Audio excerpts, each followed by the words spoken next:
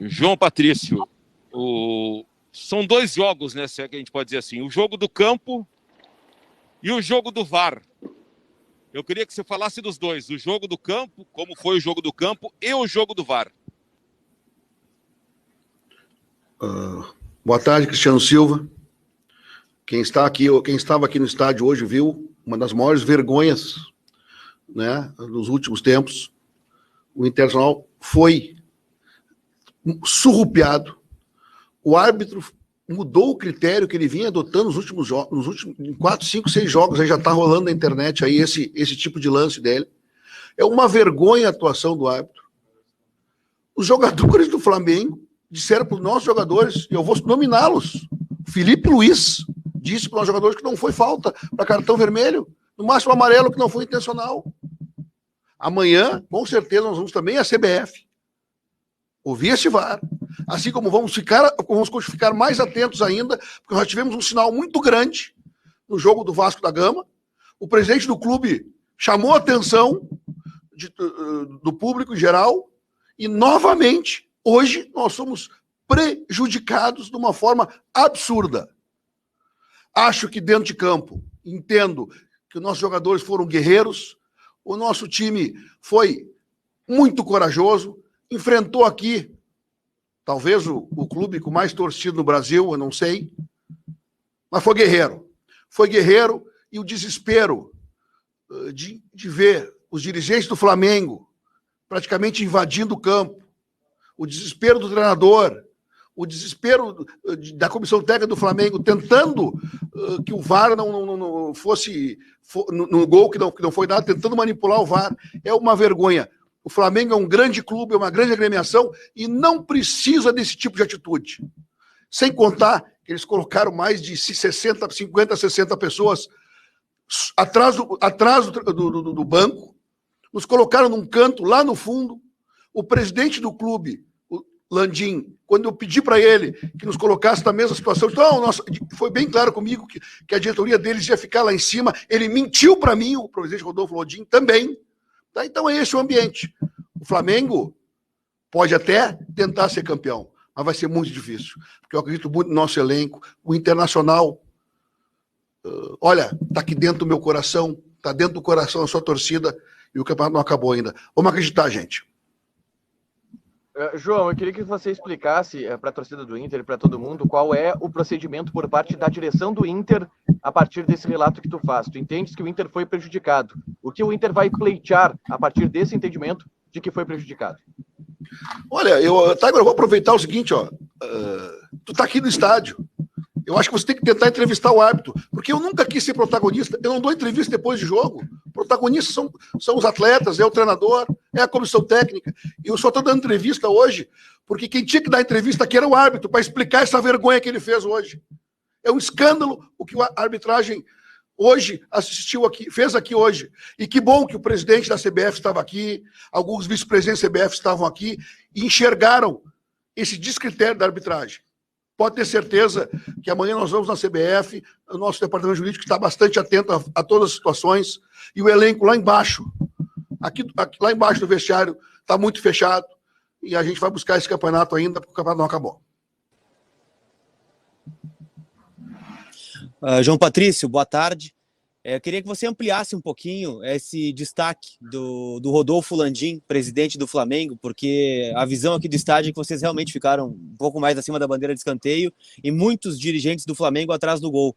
Queria que você explicasse um pouquinho mais essa questão com o presidente do Flamengo, a troca de mensagens que você teve com ele. Não foi mensagem, foi olho no olho. Ele me mentiu. Ele mentiu. Nós estávamos nos dirigindo ao elevador, encontramos ele, pedimos para não subir, todo mundo. Né? Como todos os jogos, é praxe. Não, eles não deixaram. Mas tudo bem. Esse é o Flamengo hoje, é o todo-poderoso, mas o homem lá de cima está olhando para nós. Está olhando o trabalho que está sendo feito no Internacional, está olhando o trabalho feito pela comissão técnica, a vontade dos atletas serem campeões, e pode ter certeza, Lucas, que a gente não vai desistir. Oi, João. Boa tarde, tudo bem? João, dado essa atitude pós-jogo, né, que será do Inter, agir institucionalmente para buscar reparação, você entende que de alguma maneira isso pode, em paralelo, engrossar os argumentos também extra-campo no Tribunal de Justiça do Vasco da Gama? E mais, o campeonato pode se decidir fora das 4 linhas em aspectos jurídicos, João? Olha, eu não entendo nada dessa parte jurídica, eu entendo um pouquinho de futebol. Se tu visse o jogo hoje, quem esteve aqui assistiu uma das maiores vergonhas dos últimos tempos do futebol brasileiro. Toda a diretoria do Flamengo em cima do banco, pressionando a arbitragem, pressionando o árbitro reserva ali, o árbitro que faz, o quarto árbitro que faz a parte do VAR, né? Desesperado, xingando nossos atletas. E é isso. Nós vamos sim fazer a nossa parte. E isso é uma situação que o jurídico vai acompanhar de perto. Eu ainda acredito muito em lisura, muito em retidão. O Clube Esporte Clube Internacional trabalha sempre com retidão. Você pode ter certeza que a gente vai continuar nessa linha, tá? Mas a gente está muito focado porque o campeonato não acabou ainda. E olha, acredite em Colorados e Coloradas, porque o grupo está muito fechado, a comissão técnica está muito fechado e a gente vai buscar demais esse título aí na quinta-feira, porque o campeonato não acabou ainda. João, boa noite. Se o campeonato não acabou agora, levando para dentro de campo, o que tem que fazer o Internacional e também a questão da arbitragem, né? Porque o Inter precisa da vitória e o Flamengo empatando, o Inter é campeão. Mas essa questão da arbitragem, o Internacional também vai pleitear que sejam árbitros de gabarito para os 2 jogos e também a questão do VAR da mesma forma? Evidente, o Internacional está sempre pleiteando uma arbitragem de gabarito, uma arbitragem que tenha critério, não como hoje, que ele usou um critério diferente. Teve até um Grenal que teve um lance igual em cima do Heitor e ele não fez nada. Então é isso, gente. É isso que a gente está. Essa é a preocupação nossa, tá? De ter uma arbitragem lisa, correta, coerente, tá? E que bom que hoje estavam aqui o presidente da CBF, mais outros dirigentes, viram realmente o comportamento inadequado do Flamengo, que é um clube por quem eu tenho muito carinho, muito respeito, mas hoje me decepcionei demais com a forma e a maneira como nós somos tratados aqui. João, o que a gente tem visto recentemente em relação à CBF são os clubes irem à sede aqui no Rio de Janeiro e apenas poderem ouvir a conversa do VAR e não poderem sequer divulgar o conteúdo. A ida do Inter à CBF, esse pleito que o Inter fará, você acredita que pode ter algum resultado prático? Ou o Inter vai, faz a visita, ouve o conteúdo e não pode fazer nada mais do que isso? Eu tenho certeza que a gente vai buscar um resultado prático, sim. Aí vamos buscar os 3 pontos no próximo jogo, porque a gente tem convicção que o campeonato está em aberto e a gente vai fazer de tudo para buscar esse campeonato. É óbvio que nós vamos fazer nossa parte fora de campo e é importante que os atletas façam a parte dentro de campo. João Patrício, também aqui no setor de imprensa, aqui no Alto do Maracanã, uma pessoa ligada ao Flamengo estava totalmente destemperada, já foi, inclusive, colegas já fizeram um protesto junto à Associação dos Cronistas Esportivos aqui do Rio de Janeiro. Sobre o jogo de quinta-feira no Beira-Rio. Beira-Rio tem critérios muito rigorosos de protocolo para os jogos. Agora liberou geral, né? Vai poder ter 500 pessoas no Beira-Rio quinta-feira, porque aqui no Maracanã hoje era uma festa. E também gostaria que falasse um pouquinho do time guerreiro que vimos dentro de campo. Vontade eu tenho de liberar o Beira-Rio para toda a torcida. Vontade eu tenho. Se o presidente do clube deixar, eu vou liberar. Porque hoje nós assistimos aqui uma atitude varziana da diretoria do Flamengo e dos dirigentes do Flamengo. Tá? Eu espero que isso não se repita mais. E você pode ter certeza que a luta que vocês viram hoje, a entrega dos atletas, a vontade dos atletas de serem campeões vai ser muito maior do que qualquer coisa. E quinta-feira, oxalá, esse campeonato vai vir para o Beira-Rio.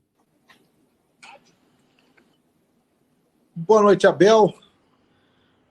Queria saber de você, como fica agora que a situação não depende mais só do Inter, como é que você viu o jogo, mas especialmente como é que começa a se trabalhar imediatamente por uma situação que é delicada e que não depende só do Inter para ainda ser campeão? Mas você tem que confiar porque essa situação também atual, né, que estávamos antes do jogo, foi devido a um resultado em que o Flamengo não participou, o jogo contra o Sport. E o Flamengo não vai jogar contra o Sport, o Flamengo vai jogar contra o São Paulo. Então, não acabou. Eu já tinha dito isso antes, que só acabaria se tivesse um campeão. Daqui hoje, só poderia sair um campeão. E que seríamos nós. Mas foi um jogo com características e detalhes muito, muito especiais, né? Que não condiz muito com a verdade. Essa é a real, é a verdadeira verdade. O Abel, teve o jogo do campo e teve o jogo do VAR. Eu queria que, se você, se possível, pudesse comentar aí o jogo do campo do Inter e o jogo do VAR, que para muitos foi determinante para o resultado final. Mas o jogo do VAR, ele participa do jogo, né? Porque as decisões são tomadas muito de acordo com o VAR. E eu lamento muito o que aconteceu hoje, porque eu acho o Cláudio entre os 3 melhores árbitros do país, mas as imagens que nós vimos, que eu vi no vestiário, inclusive em relação a alguns jogos do Flamengo, arbitrado por eles, situações muito mais claras, e foi dado o amarelo. Se você perceber, se não percebeu, tu vai olhar o vídeo e confirma o que eu estou te falando. Ele, no lance do Rodinei, ele não deu a falta e o amarelo. Correto? Foi lá, olhou o VAR. Calcanhar do Rodinei está no chão. O calcanhar do Rodinei. Quer dizer, ele chegou na bola, ele estava com a bola dominada. Os jogadores do Flamengo, alguns, não precisa olhar a vaca, isso não é cartão, não é para cartão, não foi nada. Isso nós sabemos também. Mas se você vê a entrada do Natan no joelho do Pego, foi dado o amarelo imediatamente. Ou seja, entendeu? Eu não sei se isso já é um entrosamento realmente muito, muito grande com o VAR, porque para ele tira a responsabilidade, como se não tivesse sido feito por ele. Mas no jogo do Grenal, acho que o primeiro, Palmeiras e Corinthians, do Jô no Gustavo Gomes, Flamengo Atlético Mineiro no Guga, as imagens vão para lá amanhã, para a CBF. Porque é o mesmo árbitro com critérios completamente diferentes. Me explica, por que o Gustavo Henrique não tomou cartão amarelo? Então tá difícil, porque o cara cruza uma bola, bota aí, eu para botar para menos, para mim errar, eu vou te colocar o Patrick cruzou uma bola no jogo do Sport com 5 metros, um pouquinho mais, mas vamos botar 5 metros. Eles contra o vento e com a parte interna do pé. Se essa bola ela voltou da maneira que voltou e bateu na linha, essa bola ela saiu. Aí o VAR não teve condição de dizer se saiu ou não. Aí no jogo do Vasco, teve aquele pênalti que simplesmente lamentável, né? Cartão amarelo imediatamente pro Cuesta, que não pode jogar hoje. Gustavo Henrique estava pendurado com 2. A gente não sabe as condições reais do Arão. Então tem muita coisa estranha.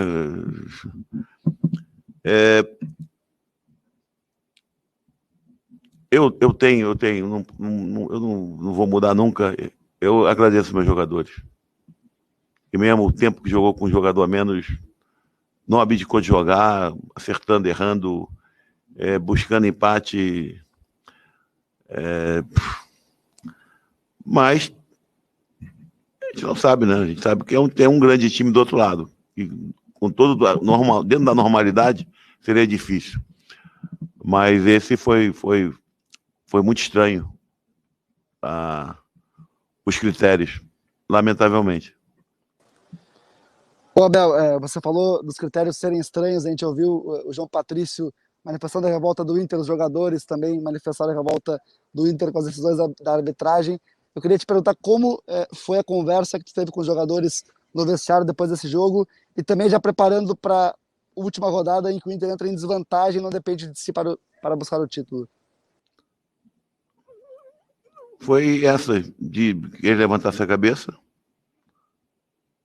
É claro que sentia-se uma dor muito grande, porque esse é um clube grande, é um clube gigante, é um clube que já fazem muitos anos que nós corremos atrás desse título, e esses jogadores estão dignificando de forma muito clara e autêntica o que esse clube representa para cada um deles.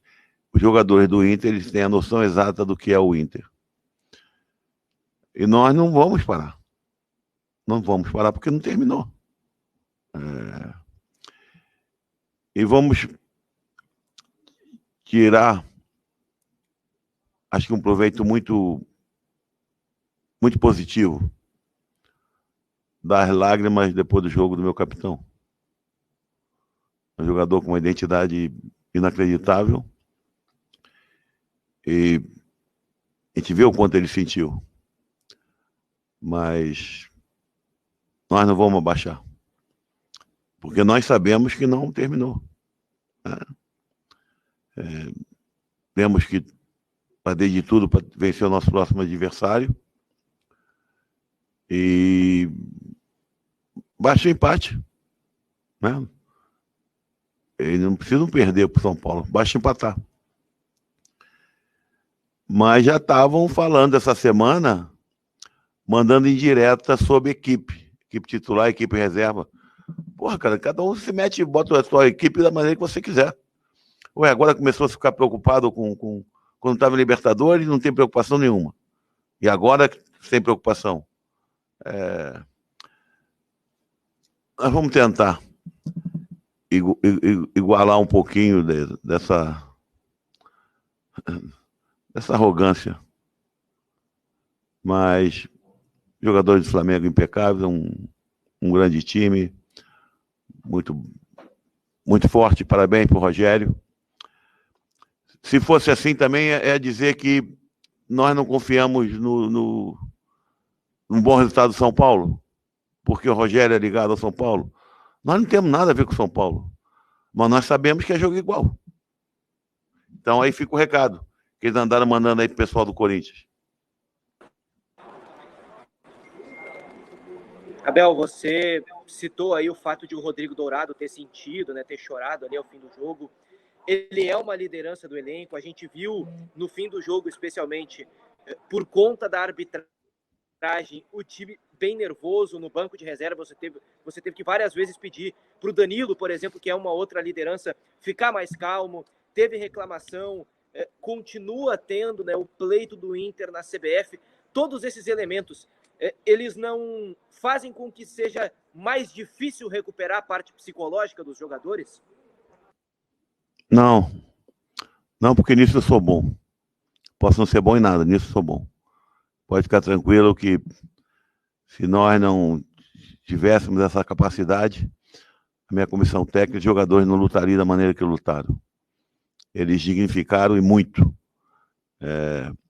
essa camiseta. Nós não esquecemos os torcedores que estavam presentes no aeroporto ontem, nos incentivando. Nós não podemos esquecer os torcedores que estavam na saída do hotel hoje. Isso tudo é pro nosso torcedor. Né? Essa é a razão de ser de um grande clube.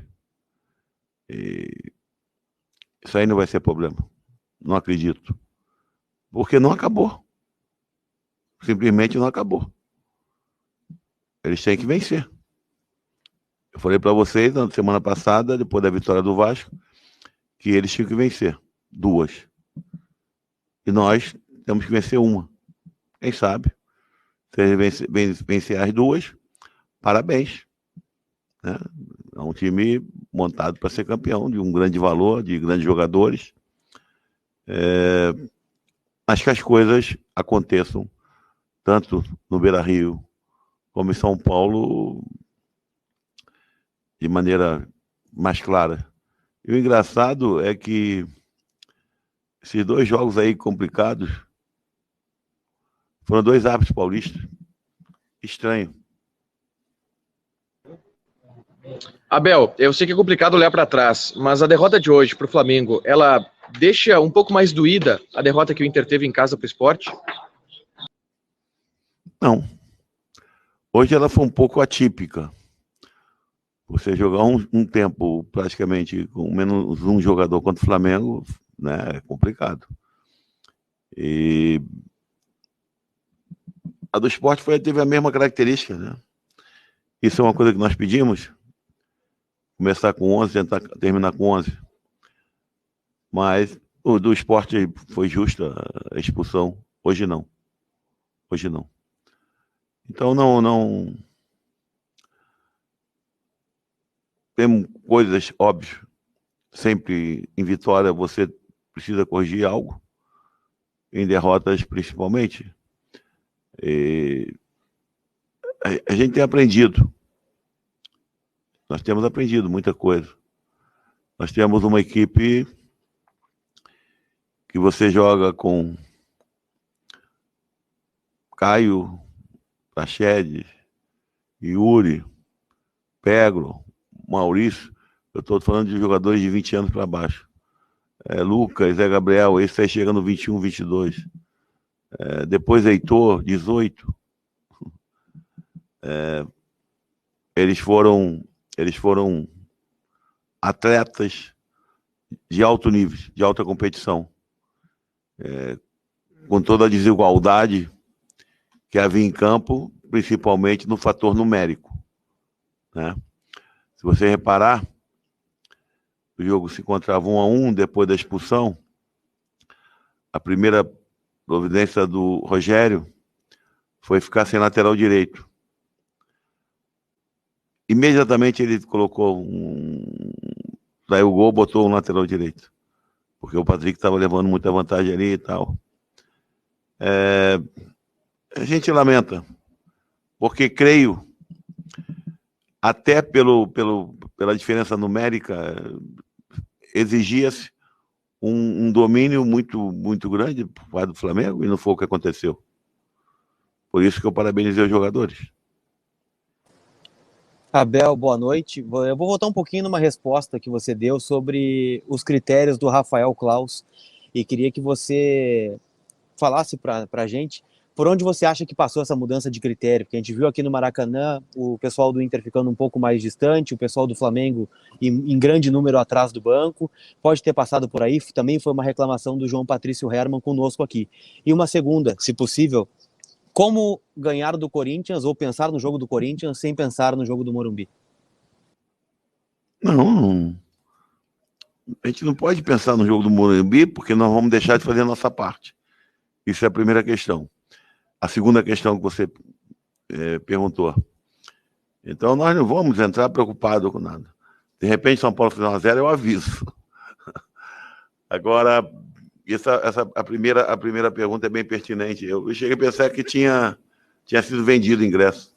O negócio estava com um movimento bem diferente daquele que é permitido.